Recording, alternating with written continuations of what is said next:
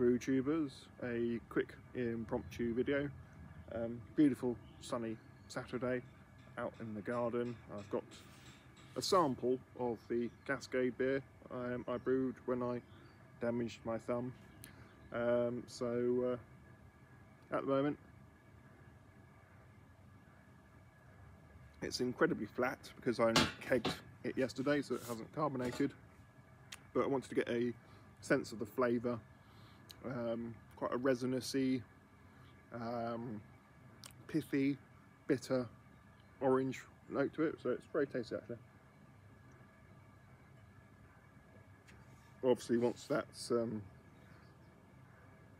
you know, settled down a bit more carbonated, I don't think it's ever going to clear. It's hazy, it's a hazy one, but never mind.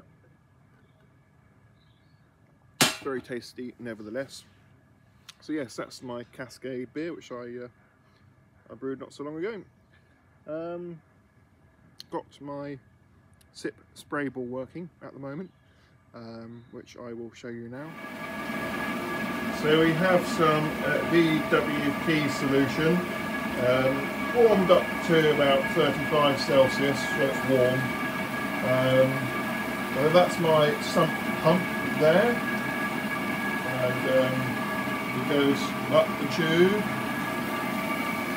past the thing, and then there's the CIP ball in there, and then cleans the fermenter, comes out the base, round and round a few times, and back into the kettle thing.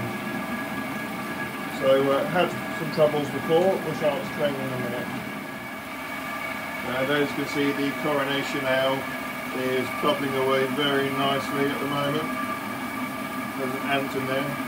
So yes, I did have some trouble previously where the pump is very powerful. It's a very powerful pump. I think it's used for like emptying swimming pools.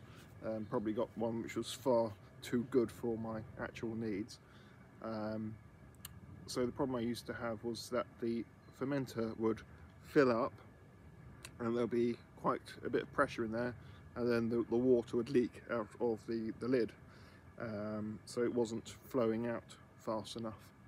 So I had to get a bigger out tube, and yes, that's pretty much sorted it out, because I think it's it's an inch tube, I think, inch bit of tubing on a 1.5 inch tri-clamp one end, and then it goes to a reducer to go to the brew tools size, which I think is something like 34mm or something like that. I'm not entirely sure. So I've got a little converter piece and that larger pipe, and yeah, the outflow's about right. I'll leave that running for about 20 minutes and we'll take a look at the results. So here are the results. Other than the Krausen line around the outside and just on top of the chiller coil there, pretty clean, pretty clean. That is the ball, which I won't demonstrate operating because I'll get wet everywhere. So yes, fairly clean. I'll give the Krausen mark a wipe down with a bit of sponge, and yes, might set it running for a little bit longer.